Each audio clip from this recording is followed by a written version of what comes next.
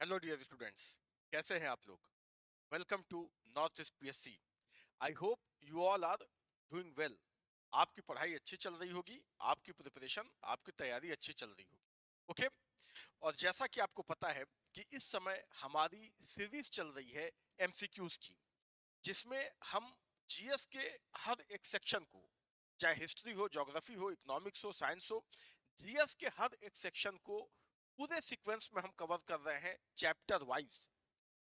हर एक सेक्शन के हर चैप्टर को पूरे सीक्वेंस में जो भी उसके टॉप एमसीक्यूज हैं, जो भी एग्जामिनेशन पॉइंट ऑफ व्यू से इंपॉर्टेंट हो सकते हैं, वो सब हम आपके लिए लेकर आ रहे हैं, ताकि आप पढ़ने के बाद आपको प्रैक्टिस की कमी ना हो। राइट। क्योंकि अक्सर स्टूडेंट बोलते हैं कि पढ़ तो लिया है लेकिन प्रैक्टिस कहां से करें। राइट। तो वो समस्या आपके साथ ना हो, इसलिए हम जो है अ, हर चैप्टर के जितने भी टॉपिक हो, सब टॉपिक हो, ठीक है, पूरे डिटेल्स में जितने भी एमसीक्यूज उनसे बन सकते हैं, हम सारे ही एस्पेक्ट को इसमें कवर कर रहे हैं। राइट। तो इस समय हिस्ट्री और पॉलिटी, इसके एमसीक्यूज खुद मैं आपके लिए लेकर आ रहा हूं। और आज उसी सीक्वेंस में हम जो हिस्ट्री का बहुत इंपॉर्टेंट एक टॉपिक डिस्कस करने जा रहे हैं, quit India movement. In fact it was part second of the quit India movement. ये क्विट इंडिया मूवमेंट का पार्ट 2 है। इसका पार्ट 1 हम पहले डिस्कस कर चुके हैं, ठीक है। तो इसी चैनल पे आप उसे भी विजिट कर सकते हैं। ओके। और क्विट इंडिया मूवमेंट का ही ये आज पार्ट 2 है, जिसे हम डिस्कस करने जा रहे हैं।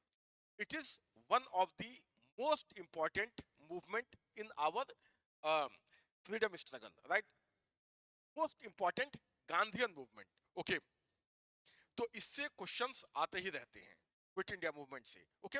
इसका एक सेक्शन, इसका एक पार्ट हम पहले ही डिस्कस कर चुके हैं, और इसका जो बचे हुए क्वेश्चंस थे, इसका दूसरा पार्ट हम आज आपके सामने लेकर आए हैं। और जैसा कि मैंने आपको बताया कि हम सारे ही एस्पेक्ट कवर करते हैं, तो उसके बाद मुझे लगा कि इसमें कुछ क्वेश्चंस और भी इंपॉर्टेंट हो सकते हैं, कुछ कॉन्सेप्चुअल क्वेश्चन, कुछ moderate to tough level question. Right. और उनको भी कवर करना चाहिए, तो इसीलिए मैं इसका पार्ट सेकंड लेके आया। अदरवाइज आप इसका पार्ट फर्स्ट देखेंगे तो वो भी आपको कंप्लीट लगेगा। उसमें भी हमने ऑलमोस्ट इससे रिलेटेड सारी इंफॉर्मेशन को डिस्कस किया है। राइट। तो कुछ और भी कॉन्सेप्चुअल क्वेश्चन है इससे रिलेटेड, जो आज इस सेशन में, इस सेकंड पार्ट में हम डिस्कस करने जा रहे हैं। ओके। तो शुरू करते हैं। And this is short information about me, then moving to the first question.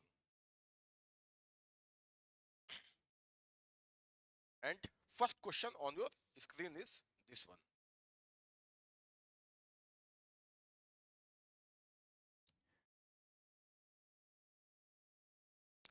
ये एसल्सन रीजन का क्वेश्चन है, तो देखते हैं एसल्सन ए क्या कह रहा है। Lord Linlithgow described the August movement of 1942। August movement of 1942 means ये क्विट इंडिया मूवमेंट की बात हो रही है। 1942 में क्विट इंडिया मूवमेंट हुआ था। Lord Linlithgow described the August movement of 1942 as the most serious rebellion since sepoy mutiny. Okay, सही बात है, यस। लॉर्ड लिनलिथगो ने इसको बोला था। There was a massive upsurge of the peasantry in the certain areas. ठीक है, दोनों ही सही है, ठीक है। Both A and R are true. देखो, लॉर्ड लिनलिथगो ने क्या बोला था। उसने कहा था कि ये जो क्विट इंडिया मूवमेंट है, इसमें जिस तरह की पार्टिसिपेशन है लोगों की, इसको लेके लोगों में जिस तरीके का इंथुजियाज्म दिख रहा है, जिस तरीके का उत्साह दिख रहा है, राइट, जिस लेवल का, जिस स्केल का, तो उसने इसका कंपैरिजन किया था रिवोल्ट ऑफ 1857 से। उसने ये बोला था कि रिवोल्ट ऑफ 1857 के बाद ये दूसरा सबसे बड़ा मूवमेंट बोला जा सकता है, ठीक है, which match the scale of revolt of 1857। In fact ये उससे भी बड़ा ही मूवमेंट था, क्योंकि ये तो मतलब रिवोल्ट ऑफ 1857 वो तो फिर भी एक लिमिटेड एरिया में था। इसका स्प्रेड तो फार फ्लंग एरियाज में भी था, भारत के कोने कोने में था। राइट। तो ये लॉर्ड लिनलिथगो ने बोला था in context of quit India movement, और उसका रीजन भी यहाँ पे सही लिखा हुआ है। इसमें मैसिव अपराइजिंग देखा गया था ऑफ पीसेंट्री इन सर्टेन एरियाज। तो not not only peasantry, in fact every section of the population participated in this movement, right? चाहे वो किसी भी रिलीजन का हो, किसी भी कास्ट का हो, सबको सब ये मूवमेंट जो है वो बहुत ही मैसिव था, राइट? बहुत बड़ा स्केल था इसका। तो both A and R true and R is explaining the. तो यहाँ पे क्या आंसर हो जाएगा? Both A and R true and R is the correct explanation of A. यहाँ पे ऑप्शन ए ही राइट आंसर है, ठीक है? ये दोनों इंडिविजुअली भी सही है और आर जो है वो ए को एक्सप्लेन भी कर रहा है। तो here option A will be the right answer. Okay, moving to the next question.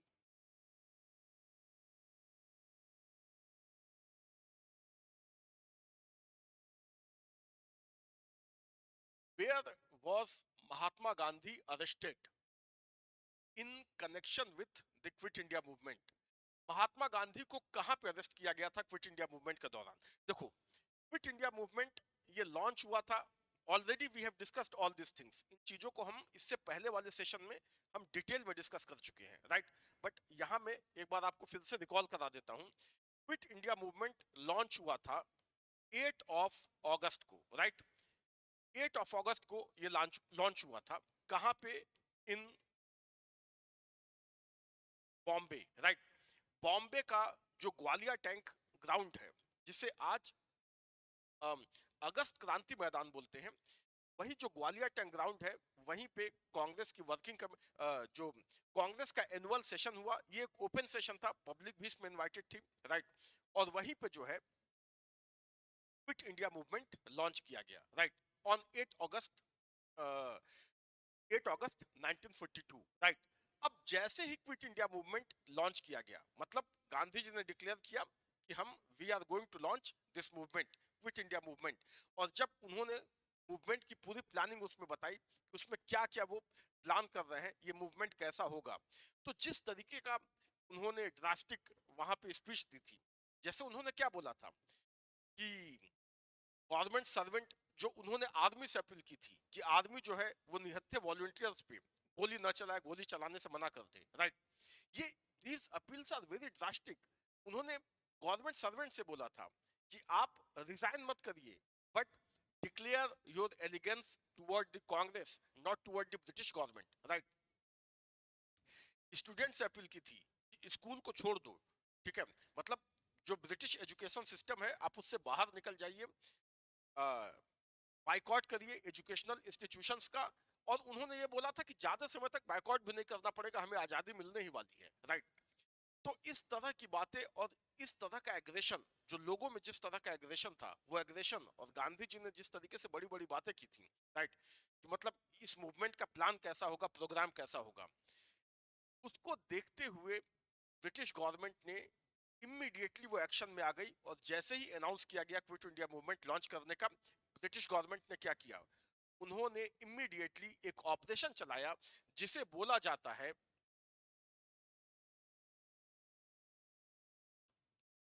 Operation zero hour. Okay, operation zero are.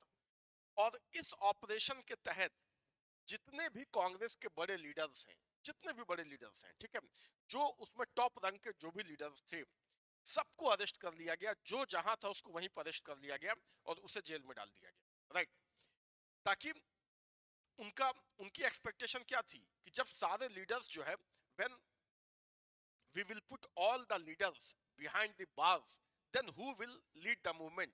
The movement will automatically die. ये उन्होंने सोचा था, बट ये उनकी एक मिस कैलकुलेशन थी। तब तक लोग इतने ज्यादा उत्साहित हो चुके थे कि बिना लीडर के भी ये मूवमेंट अपने आप चल रहा था, राइट? मतलब लोगों ने अपने मन में आजादी पाली थी कि आप हमें आजाद करो चाहे मत करो। People start behaving as if they are they got independent, they got independence, right?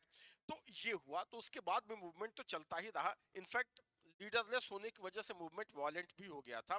ये बिल्कुल गांधीयन, जैसे बाकी के गांधीयन मूवमेंट थे जो नॉन वायलेंस के बेस पे चलते थे, तो इसमें तो काफी ज्यादा वायलेंस भी देखने को मिली, राइट? और हजारों लोग पुलिस फायरिंग में मारे भी गए। तो ये सब कुछ हुआ क्विट इंडिया मूवमेंट में। अब जैसा कि मैंने आपको बताया कि जैसे ही मूवमेंट लॉन्च हुआ, 8 अगस्त को ये मूवमेंट लॉन्च हुआ और 9 अगस्त को ही सारे जो टॉप लीडर्स है कांग्रेस के उनको अरेस्ट कर लिया गया। अब क्वेश्चन क्या पूछ रहा है कि महात्मा गांधी को अरेस्ट करके, जब महात्मा गांधी को क्विट इंडिया मूवमेंट के कनेक्शन में अरेस्ट किया गया था, तो उनको कहां पे रखा गया था? वे नहीं, केवल अरेस्ट कहां पे किया गया था ये पूछ रहा है। Where was Mahatma Gandhi arrested in connection with quit India movement?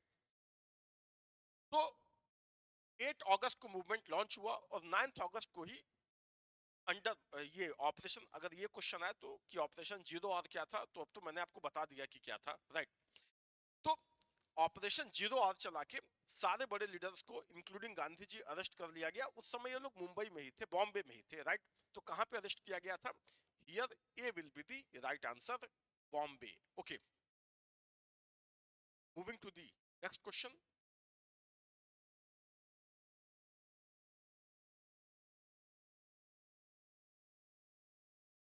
After passing the resolution of Quit India movement, Gandhiji was arrested.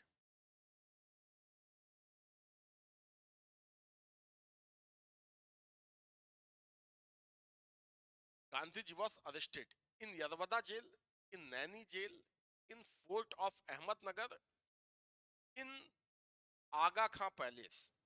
उनको अरेस्ट करके कहां पे रखा गया था? उनको अरेस्ट करके रखा गया था आगा खां पैलेस में। ये आगा खां पैलेस कहां पे है? ये है पूना में, राइट। आगा खां पैलेस है पूना में। तो गांधी जी को अरेस्ट करके कहां पे रखा गया था? He was kept in Aga Khan palace in Poona. Okay, so ये है। ओके, अरेस्ट बॉम्बे से किया गया और अरेस्ट करके इनको पूना में रखा गया इन आगा खां पैलेस। काफी समय तक ये वहीं पे रहे और इसी अरेस्ट के दौरान उनकी जो जिन्हें हम बा बोलते हैं, उनकी वाइफ कस्तूरबा गांधी, उनकी डेथ भी इसी समय हुई थी, राइट। तो वो भी उनके साथी थी इन आगा खां पैलेस, राइट। तो दिस, तो here D will be the right answer. Okay,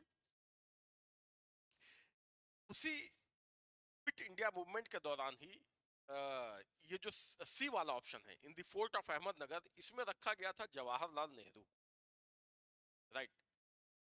ये मुझे क्लिक कर गया तो मैं आपको बता दे रहा हूँ, ये जवाहरलाल नेहरू को अहमदनगर फोर्ट में रखा गया था। और एक बार मुझे याद नहीं है, एससी में या किसी एग्जाम में, किसी स्टेट पीसीएस में ये क्वेश्चन आया था कि जो एक फेमस बुक है जवाहरलाल नेहरू की, पंडित नेहरू की, डिस्कवरी ऑफ इंडिया, राइट।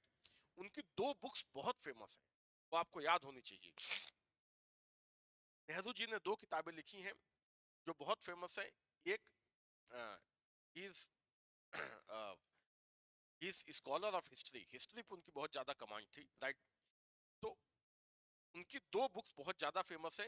एक बुक उन्होंने लिखी है ग्लिम्सेस ऑफ वर्ल्ड हिस्ट्री, ठीक है, ग्लिम्सेस ऑफ वर्ल्ड हिस्ट्री, जिसमें उन्होंने वर्ल्ड हिस्ट्री के बारे में लिखा है। और एक बुक उनकी बहुत फेमस है जो, आई एम सॉरी, एक बुक उनकी और बहुत ज्यादा फेमस है जो परहैप्स जिसके बारे में आपने भी सुना हो, उस पे एक बहुत ही फेमस टीवी सीरियल भी बन चुका है, discovery of India, right. Bharat Ek खोज, इस नाम से एक टीवी सीरियल भी आता था बहुत पहले, directed by Shyam Benegal, the legendary director, ठीक है। डीडी वन पे एक सीरियल आता था, Bharat Ek Khoj, discovery of India, based on the book written by Pandit Jawaharlal Nehru, right. ये बुक उन्होंने इसी जेल में लिखी थी, the fort of Ahmednagar, right. तो ये एक बार क्वेश्चन आया था किसी एग्जाम में कि डिस्कवरी ऑफ इंडिया उन्होंने, मतलब ये तो सबको पता है कि वो जेल में बंद थे तो उन्होंने लिखी थी, बट किस जेल में बंद थे तो उन्होंने लिखी थी, तो ये जो है ये फोर्ट ऑफ अहमदनगर है, राइट। और इसका ये कुछ क्वेश्चंस जो हैं वो थोड़े से एब्सर्ड टाइप के, ये एब्सर्ड क्वेश्चन तो नहीं है सच, क्वेश्चन तो ऐसा नहीं बोल सकते कि सेंसलेस क्वेश्चन, क्वेश्चन तो अच्छा है, बट ये किसी हिस्टोरिकल बुक, मतलब किसी हिस्ट्री की बुक में ये इसका ये इंफॉर्मेशन आपको नहीं मिलती है, राइट। ये थोड़ा सा कॉन्टेक्स्ट से हट के क्वेश्चन है ना। तो इसका जो सबसे इजीली अवेलेबल सोर्स है वो है उसी बुक का जो प्रीफेस है, उसी में लिखा है कि ये बुक, मतलब नेहरू जी ने जो प्रीफेस लिखा है उसी में लिखा है कि मैं इस समय जेल में बंद हूं और मैं ये बुक लिख रहा हूँ, राइट। तो ये उसका सोर्स ये बुक ही है, राइट। तो ये मुझे याद है मोस्ट ऑफ द, मतलब ज्यादातर एस्पिरेंट के क्वेश्चन सही नहीं हो पाया था, बट मुझे क्लिक किया तो मैंने आपको बता दिया। ओके, और इस क्वेश्चन का आंसर होगा option D, Aga Khan palace. Okay, so moving to the next question.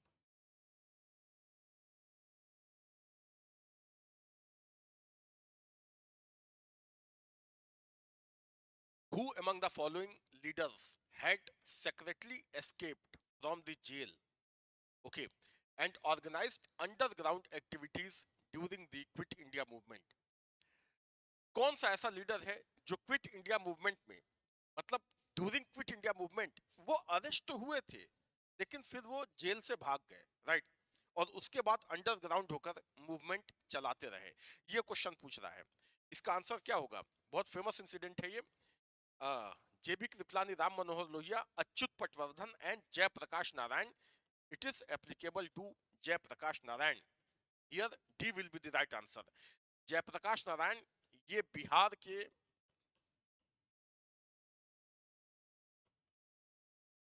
Hazaribagh jail में बंद थे, राइट, ये हजारीबाग जेल में बंद थे, और it was a very high security jail, या बहुत अपनी टाइट सिक्योरिटी के लिए ही ये जेल जानी जाती थी, राइट, और इस जेल में बंद थे, और दिवाली का दिन था, दिवाली का दिन था, और सेलिब्रेशन वगैरह, एक फेस्टिव माहौल था, जिसका फायदा उठा के ये और इनके कुछ साथी जेल की दीवार कूद के, मतलब दे एस्केप्ड फ्रॉम द जेल, वो भाग गए, और उसके बाद से पूरे मूवमेंट के दौरान ये अंडरग्राउंड होके मूवमेंट चलाते रहे, राइट। जैसा कि मैंने आपको बताया कि कांग्रेस के जो बड़े लीडर्स थे, टॉप लीडर्स, वो तो ऑलरेडी, उन्हें तो तुरंत जेल में बंद कर दिया गया था, जैसे गांधी, मौलाना आजाद, डॉक्टर राजेंद्र प्रसाद, नेहरू, पटेल, ये लोग तो जेल में बंद थे ही। But second rank of leadership जो थी, जो उस समय के युवा जो यूथ लीडर्स थे, वो कैसे कैसे कुछ अरेस्ट से बच गए, जेपी जो कि अरेस्ट हो गए थे वो भाग गए, तो इस तरीके से कुछ लोग जो है वो मूवमेंट को चलाते रहे।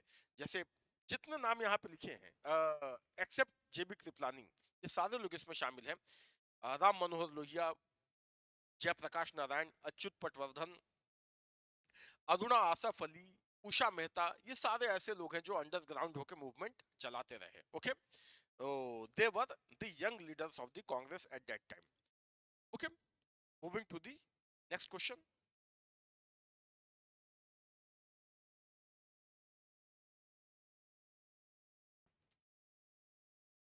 Quit India movement succeeded in awakening and encouraging people. बिल्कुल सही बात है, ऐसा रीजन का क्वेश्चन है, ठीक है। Awakening and encouraging people, reason है people have assimilated the slogan of do और डाई। यस, दोनों ही सही है, एक्सप्लेन भी कर रहा है।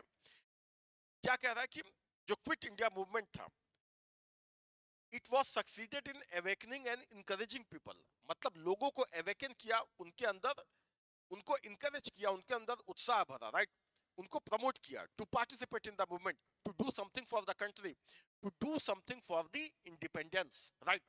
तो क्विट इंडिया मूवमेंट को इसमें सक्सेस मिली, डेफिनेटली सक्सेस मिली, राइट। इसने लोगों के मन से डर निकाल दिया।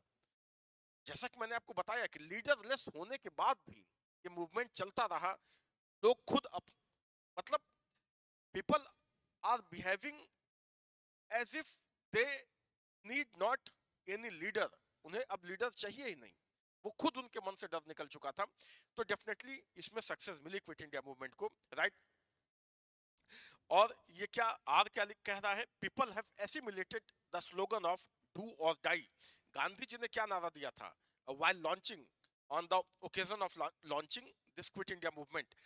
डू और डाई का उन्होंने स्लोगन दिया था, मतलब do what ever you can do for achieving independence, और डाई इन द अटेम्प्ट, मतलब करो या मरो की स्थिति है, डू और डाई की सिचुएशन है, जो कुछ कर सकते हो आजादी पाने के लिए वो करो, या चाहे इस प्रयास में अपनी जान ही चली जाए, राइट, लेकिन अब खाली नहीं बैठना है, चुप नहीं बैठना है।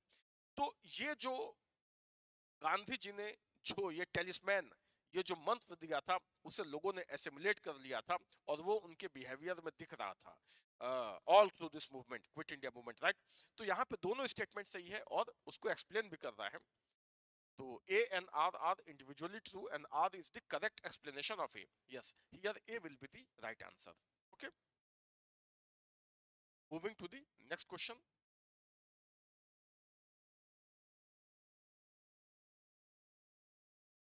Two statements are given below. One is assertion, other again assertion reason का क्वेश्चन है. ये क्या कह रहा है?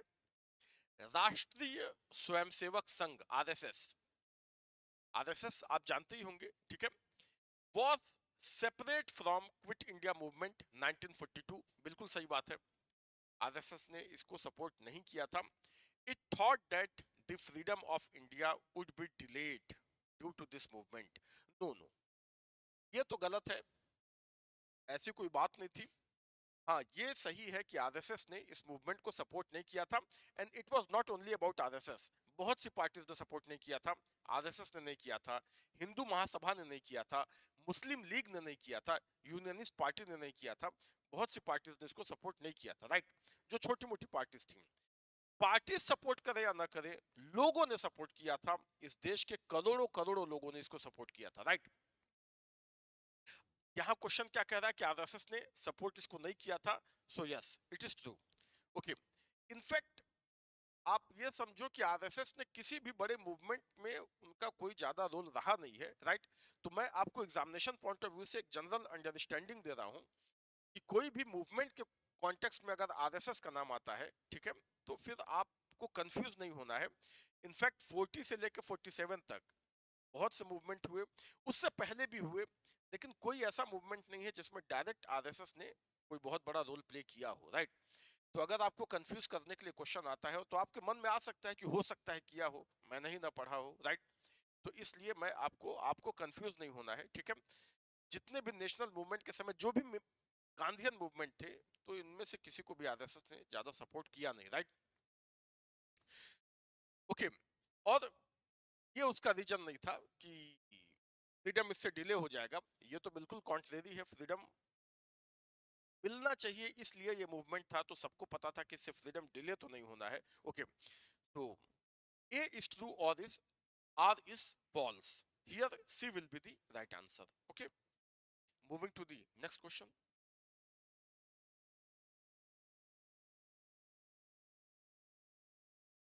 Consider the statement given below and select the correct answer from the code given below. दो स्टेटमेंट दिए हुए हैं और हमें सेलेक्ट करेक्ट आंसर इस कोड में से चूज करना है. देखते हैं ये क्या कह रहा है. As a result of quit India movement. देखो, मैंने शुरू में कहा था कि कुछ कॉन्सेप्चुअल क्वेश्चन मुझे अच्छे दिखे तो मैं आपके लिए लेकर आया, राइट. अदरवाइज जो बेसिक इसका कॉन्सेप्ट है क्विट इंडिया मूवमेंट से रिलेटेड, जो फैक्चुअल टाइप के क्वेश्चन है, वो ऑलरेडी इसे हम पार्ट 1 में कवर कर चुके हैं, राइट. बट मुझे लगा कि इससे कुछ कॉन्सेप्चुअल क्वेश्चंस भी आ सकते हैं, आते ही हैं. ये सारे ही इंपॉर्टेंट क्वेश्चन है. This questions are tried and tested. Exactly यही क्वेश्चन आ जाए ये जरूरी नहीं है, बट अगर आपने इतना प्रैक्टिस किया है तो इससे रिलेटेड थोड़ा बहुत इसके राउंड अबाउट वो थोड़ा बहुत चेंज भी करने की कोशिश करेंगे तो आप मतलब आप उसे आसानी से आप उसे सॉल्व कर लेंगे, right. So at least this much I can promise you, right. तो आप अगर इस सेशन में लगातार बने हुए हैं, जो भी ये हमारी सीरीज चल रही है, अगर आप हर वीडियो को कवर कर रहे हैं तो आपकी एक अच्छी अंडरस्टैंडिंग बन जाएगी. क्योंकि देखो, इवेंचुअली तो हमें क्वेश्चन ही सॉल्व करने हैं. तो अगर आप इतनी प्रैक्टिस करके जा रहे हैं तो ऑब्वियसली एक ऐसा एस्पिरेंट जिसने केवल पढ़ा पढ़ा है लेकिन बहुत ज्यादा प्रैक्टिस नहीं किया है, उससे आप कई स्टेप आगे होंगे, ठीक है.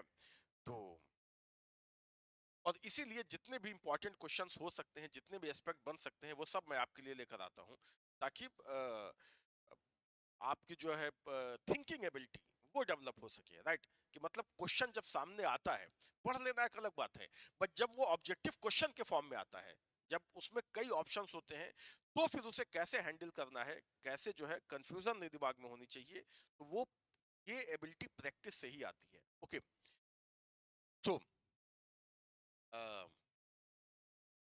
ये क्या बोल रहा है. As a result of quit India movement, British and Muslims came closer. Yes, सही बात है. To each other due to similar hatred against Congress. Yes, ये सही है, right. Jinnah had worked as staunch ally of the British government and asked the Muslim to stay away from the Congress movement of 1942. Yes, ये दोनों ही सही है, दोनों सही है और ये एक्सप्लेन भी कर रहा है. देखो, जो 1942 का मूवमेंट था, क्विट इंडिया मूवमेंट, राइट, मुस्लिम लीग ने इसे सपोर्ट नहीं किया था, राइट। सपोर्ट ना करना तो दूर की बात है, वो न्यूट्रल भी नहीं थी, वो इसे अपोज कर रही थी, right. They were openly opposing the movement. Jinnah Jinnah क्या बोला करता था, ये जो क्विट इंडिया मूवमेंट है, मतलब इसका तो एम यही था ना कि क्विट इंडिया मतलब अंग्रेजों, भारत छोड़ो आंदोलन, मतलब आप जाइए, हमें इंडिपेंडेंस चाहिए।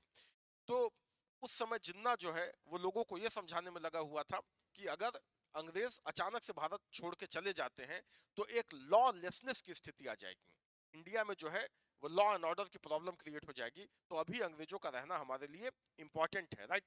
फिर माइनॉरिटीज के राइट, जो माइनॉरिटीज के राइट हैं वो भी सिक्योर नहीं रह पाएंगे, उस पर भी एक क्वेश्चन मार्क लग जाएगा, right. We will be dominated by the majority under Congress. तो ये सारी बातें जो है उस समय मोहम्मद अली जिन्ना पैरेलली वो ये सारी बातें कर रहे थे जब क्विट इंडिया मूवमेंट चल रहा था। और उस समय इनफैक्ट 40 से लेकर 45 के बीच में वो अंग्रेजों को खुल के समर्थन दे रहे थे। तो ये दोनों ही सही है, ठीक है। Both the A and R, both are individually true and A R is explaining B, okay. तो यहाँ पे ए जो है वो इसका राइट आंसर हो जाएगा, okay. Moving to the next question.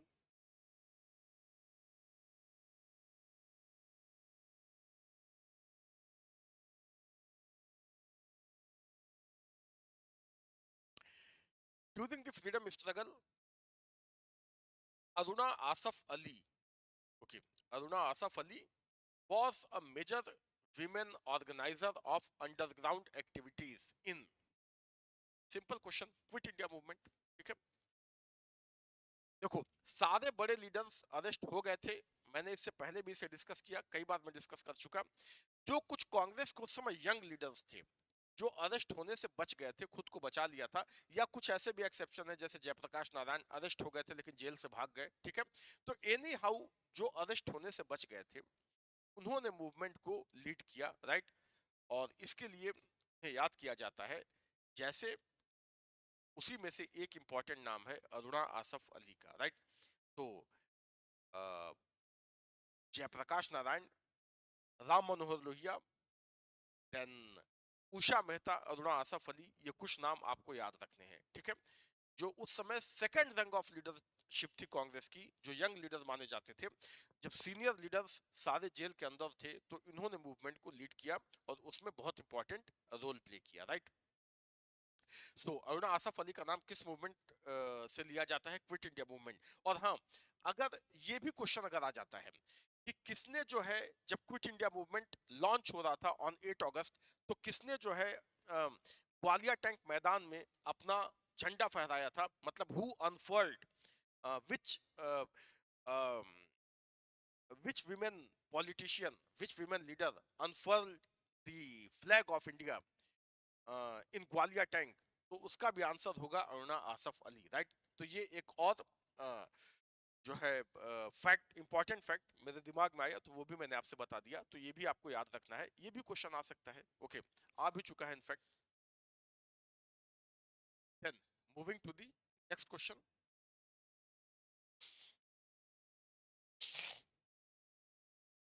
Given below is the list of places. Name those where parallel government was established during quit India movement, okay. Quit India movement का एक बहुत इंपॉर्टेंट फीचर ये भी माना जाता है, कौन सा फीचर? एक बड़ा ही ड्रामेटिक एक डेवलपमेंट देखने को मिला क्विट इंडिया मूवमेंट में। बहुत सी जगहों पे पैरेलल गवर्नमेंट एस्टेब्लिश हो गई। Parallel government means what? मतलब कुछ प्लेसेस ऐसी थी जहां पे ब्रिटिश गवर्नमेंट, उनका कनेक्शन जो ब्रिटिश एडमिनिस्ट्रेशन से, उन जगहों का कनेक्शन बिल्कुल कट ऑफ हो गया, राइट। और वहां पे जो लोकल लीडरशिप थी उन्होंने पैरेलल गवर्नमेंट चलाना शुरू किया, मतलब everything was administered by Indians themselves. वहां से ब्रिटिश गवर्नमेंट का कंट्रोल ही खत्म हो गया, राइट। ये क्विट इंडिया मूवमेंट के दौरान हुआ। ऐसा नहीं है कि ये मूवमेंट की प्लानिंग का हिस्सा था, बट ये डेवलपमेंट हो गया, राइट। और कुछ जगहों पे ऐसा हुआ, तो एग्जाम में ये क्वेश्चन आता है कि कहां कहां पे ऐसा हुआ, राइट। तो यहाँ पे जितने ऑप्शन दिए हुए हैं, बलिया, सतारा, हजारीबाग, मेरठ, आगरा, देखो यहाँ 5 ऑप्शन दिए हुए हैं। कभी कभी ऐसे क्वेश्चंस आते हैं 5 ऑप्शन, 6, 7 ऑप्शन दे देता है। आपको कंफ्यूज नहीं होना है, ठीक है। Have belief on your understanding on your study, right. अगर आपने चीजों को अच्छे से पढ़ा है, अब इन पांच में से केवल दो ही सही है, बलिया एंड सतारा, तो A will be the right answer, right. Ballia Satara तो यहाँ पे दिया ही हुआ है, Ballia in UP and Satara in Maharashtra. इसके अलावा तामलुक, तामलुक में भी ये पैरेलल गवर्नमेंट स्टेब्लिश हो गई थी, ठीक है। तामलुक एंड देन तलचर, तलचर उड़ीसा में है, जहां थोड़े समय के लिए तलचर में भी पैरेलल गवर्नमेंट स्टेब्लिश हो गई थी। और अगर एग्जाम में यह क्वेश्चन आता है कि कौन सी गवर्नमेंट सबसे ज्यादा समय तक चली थी, किस जगह की पैरेलल गवर्नमेंट सबसे लंबे समय तक, मतलब ब्रिटिश कंट्रोल उस पर बहुत लंबे समय तक नहीं हो पाया, तो वो होगा सतारा। सतारा की गवर्नमेंट सबसे लंबे समय तक चली थी, राइट। मतलब आप ये समझो कि ये गवर्नमेंट 1946 तक, I think, as far as I am remembering, somewhere in May 1946, right. मई 1946 तक ये गवर्नमेंट चलती रही। तो आप समझो कि 43 में यहाँ पे पैरेलल गवर्नमेंट एस्टेब्लिश हुई, 46 तक ये गवर्नमेंट चलती रही, राइट। 47 में तो हमको इंडिपेंडेंस ही मिल गई, ओके। तो मतलब आप कह सकते हैं कि टेक्निकली सतारा जो है वो 1943 में ही इंडिपेंडेंट हो गया था, ओके। सो ये जो है, ये क्विट इंडिया मूवमेंट का एक बड़ा फीचर है। दो तो इस क्वेश्चन के कॉन्टेक्स्ट में यहाँ पे दो ऑप्शन है, तो वो दो और प्लस ये चार जगह ऐसी हैं जहां पे पैरेलल गवर्नमेंट एस्टेब्लिश हुई थी। तो ये पूछा तो ये भी पूछ सकता है, तो आपको ये सारे ऑप्शंस याद रखने हैं, right. Now moving to the next question, again assertion reason का क्वेश्चन है। The quit India movement marked, the quit India movement marked the culmination of Indian national movement. Yes, बिल्कुल कल्मिनेशन था ये इंडियन नेशनल मूवमेंट का, right. After the quit India movement there was a need of time to find a suitable mechanism for transfer of power. Yes, ठीक है, दोनों सही है। A R individually भी सही है और इसको एक्सप्लेन भी कर रहा है। भाई क्विट इंडिया मूवमेंट जो हमारा इंडियन नेशनल मूवमेंट है उसका कल्मिनेशन माना जाता है, मतलब सबसे ज्यादा जोश, सबसे अधिक पार्टिसिपेशन इसी मूवमेंट में देखने को मिला, राइट। मतलब लोगों के मन से डर निकल गया था, तो सबसे ज्यादा और काफी एग्रेशन भी देखने को मिला। तो सबसे मैसिव मूवमेंट तो क्विट इंडिया मूवमेंट को ही माना जाता है, राइट। 1942 में हुआ, 1947 में हमको आजादी मिल गई। सो ये जो है फर्स्ट स्टेटमेंट तो सही है, yes, it was the culmination of Indian national movement. और क्यों ऐसा मानते हैं कि ये कल्मिनेशन है, तो रीजन बता रहा है कि ऐसा इसलिए माना जाता है क्योंकि इसके बाद ब्रिटिश गवर्नमेंट के मन में ये आ गया कि हाँ अब तो जाना ही है, तो इसके बाद केवल फॉर्मेलिटीज ही बची थी कि मतलब किस तरीके से यहाँ से निकलना है और कैसे पावर को ट्रांसफर करना है। मतलब जो ब्रिटिश गवर्नमेंट जा रही है तो कैसे जो है इंडियन गवर्नमेंट को पावर ट्रांसफर करेगी, तो वो सारा वे आउट, मतलब किस तरीके से हमें यहाँ पे निकलना है, बस वो फॉर्मेलिटीज ही बची रह गई थी, right. After the quit India movement there was a need of time to find a suitable mechanism for transfer of power, right। तो उनको भी समझ में आ गया था कि अब ये समय की मांग है कि हम लोग यहाँ से निकलें और पावर को ट्रांसफर करें टू दी इंडियंस, राइट। सो ठीक है, ये दोनों सही है और ये इसको एक्सप्लेन भी कर रहा है। A and R are individually true and R is the correct explanation of A. Okay, so here A will be the right answer. Then moving to the next question.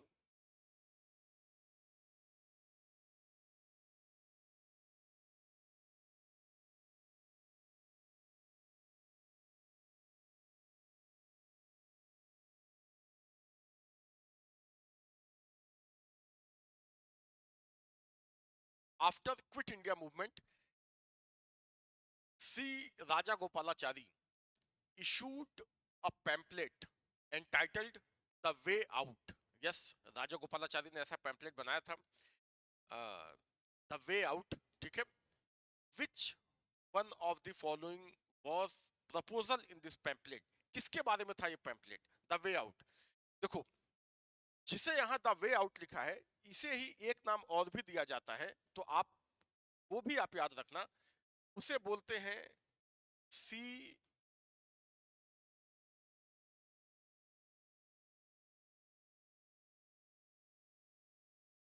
Raja Gopalachari formula, right? C Raja Gopalachari formula. तो जो ये सी राजा Gopalachari formula जो मैंने यहाँ पे लिखा है, यही है द वे आउट, राइट? ये किसके बारे में था? तो मैं बता देता हूं, ऑप्शंस तो अभी हम पढ़ेंगे ही। आप ये सी राजा गोपाला, देखो उस समय एक टग ऑफ वॉर चल रहा था between Congress and Muslim league, right?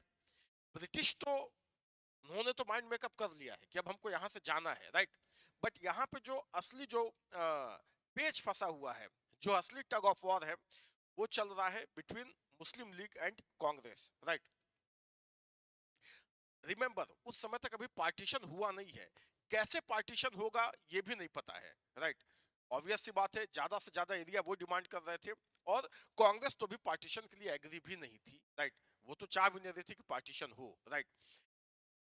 ये सब चीजों का सॉल्यूशन निकालने के लिए सी राजगोपालाचारी ने एक प्रपोजल रखा, जिसे बोला जाता है सी राजगोपालाचारी फॉर्मूला, या जो यहाँ पे लिखा हुआ है द वे आउट, राइट? क्या था ये प्रपोजल? ये सी राजगोपालाचारी फॉर्मूला क्या था? बेसिकली ये हिंदू कांग्रेस और मुस्लिम लीग के लिए था। इसमें कांग्रेस के लिए ही उन्होंने बेसिकली प्रपोजल बनाया था कि मुस्लिम लीग के सामने ये जो है ये प्रपोजल रखा जा सकता है, जिसमें क्या था कि जो मुस्लिम डोमिनेटेड एरिया है, इनफैक्ट जहां पे आज पाकिस्तान है, ठीक है, वहां पे एक प्लेबिसाइड करवाया जाए, और अगर वो अलग होने की मांग करते हैं तो उन्हें फिर अलग कर दिया जाए, और एक कॉमन गवर्नमेंट बने। अब गवर्नमेंट तो अलग अलग बने, जिसमें कुछ जो कुछ पोर्टफोलियोज हैं, कुछ मिनिस्ट्रीज हैं, जैसे फॉरेन डिफेंस, ये जो है वो यूनिफाइड रहे, राइट? तो एक इस तरीके का फॉर्मूला था, जिसको मुस्लिम लीग ने तो रिजेक्ट किया ही, कांग्रेस ने भी इसे रिजेक्ट कर दिया, राइट? तो मतलब even Congress didn't accepted this formula, right? But लेकिन ये क्या था, तो वो मैंने आपके सामने एक्सप्लेन कर दिया, तो देखते हैं। फर्स्ट स्टेटमेंट क्या कह रहा है? The establishment of war advisory council, no no, ये तो है ही नहीं, composed of representative of British and Indian state, reconstitution of the Central Executive Council, no, ये भी नहीं है, in such a way that all its members except the Governor General and Commander in Chief should be Indian leaders, ये बात तो फिर Cripps mission और उसके बाद ये सारी बातें हो रही थी, इसका इससे कोई मतलब नहीं है। थर्ड ऑप्शन क्या है? Fresh elections to the central and provincial legislatures to be held at the end of 1945 and the constitution making body to be fresh election, तो वैसे ही होने थे, तो ये भी a solution to the constitutional, यही है solution to the constitutional deadlock, right? Here D will be the right answer. Constitutional deadlock यहाँ पे बल्कि ऑप्शन को और ज्यादा क्लियर करना चाहिए था, लेकिन फिर भी ये क्वेश्चन गलत होने के चांसेस नहीं है, क्योंकि तीन तो बिल्कुल ही आप देखते ही, अगर आपने पढ़ रखा है, आपके पास कॉन्सेप्चुअल क्लैरिटी है, तो ऊपर के तीन ऑप्शन तो आप देखते ही उसे आप एलिमिनेट कर देंगे, तो बचा फिर डी, राइट? तो जो मैंने यहाँ पे एक्सप्लेन किया इतना लंबा, वही है सीआर फॉर्मूला और द वे आउट, ठीक है, और उसी को यहाँ पे शॉर्ट में लिख दिया है, the solution to the constitutional deadlock, okay? Then moving to the next question.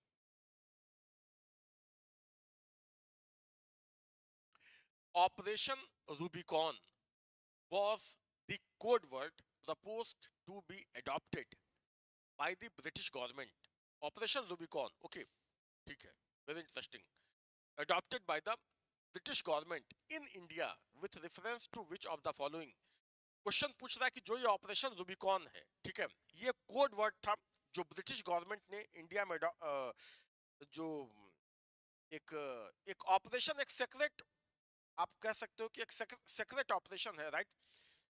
Operation Rubicon, ये किससे रिलेटेड है? देखो, ये इनफैक्ट जैसे मैंने आपको बताया कि जैसे क्विट इंडिया मूवमेंट लॉन्च हुआ, तो तुरंत एक ऑपरेशन चलाया गया, ऑपरेशन जीरो आर, तो ये ऑपरेशन तो इसलिए था कि जितने भी कांग्रेस के लीडर हैं उन्हें जितनी जल्दी हो सके अरेस्ट कर लिया जाए, राइट, ताकि ये मूवमेंट शुरू होने से पहले ही खत्म हो जाए। ओके, हालांकि ऐसा तो हुआ नहीं, मूवमेंट तो हुआ, और उसके बाद अब तक का सबसे मैसिव मूवमेंट हुआ।